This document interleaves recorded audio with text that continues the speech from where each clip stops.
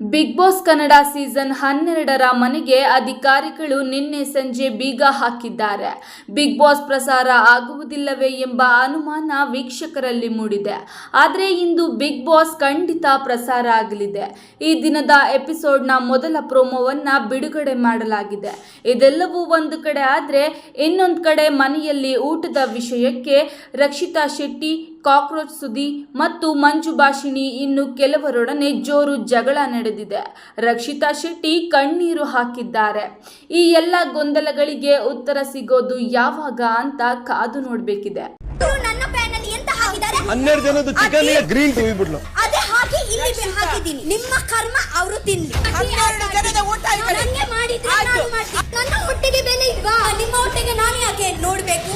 ನಿಮಗೆ ನಾಚಿಕೆ ಆಗಲ್ವಾ? ಇಷ್ಟು ಮುಖ ಮಾಡ್ಲಿಕ್ಕೆ ಕೆಟ್ಟವರು ನೀವು. ಗೊತ್ತಾಗ್ತಿರುವಾಗ ನೀವು ಅಧಿಕ ಪ್ರತಿಷ್ಠಿತ ತೋರಿಸ್ಬೇಡಿ. ಇಲ್ಲಿ ನಂಗೆ ಅನ್ಯಾಯ ಮಾಡಿದ್ರು ಯಾರು ಹೇಳಿಲ್ಲ. ಸಿಗುತ್ತೆ ಹೆಸರು ಹೇಗಿರುತ್ತೆ? ಆಟ ಆಡ್ಬೇಡಿ ಊಟದ ಜೊತೆ. ಬಿಗ್ ಬಾಸ್ ಇಂದು ರಾತ್ರಿ 9:30ಕ್ಕೆ. ನನ್ನ ಪ್ಯಾನಲ್ಲಿ ಎಂತ ಹಾಕಿದ್ದಾರೆ? 12 ಜನದ ಚಿಕನ್ ಗ್ರೀನ್ ಟೀ ಬಿಡ್ಲು ಅದೇ ಹಾಕಿ ಇಲ್ಲಿ ಹಾಕಿದ್ದೀನಿ. ನಿಮ್ಮ ಕರ್ಮ ಅವರು ತಿನ್ಲಿ. 12 ಜನದ ಊಟ ನನಗೆ ಮಾಡಿದ್ರೆ ನಾನು ಮಾಡ್ತೀನಿ. ನನ್ನ ಹೊಟ್ಟೆಗೆ ಬೆಲೆ ಇಲ್ವಾ? ನಿಮ್ಮ ಹೊಟ್ಟೆಗೆ ನಾನು ಯಾಕೆ ನೋಡ್ಬೇಕು? ನಿಮಗೆ ನಾಚಿಕೆ ಆಗಲ್ವಾ? ಇಷ್ಟು ಮುಖ ಮಾಡ್ಲಿಕ್ಕೆ ಕೆಟ್ಟವರು ನೀವು.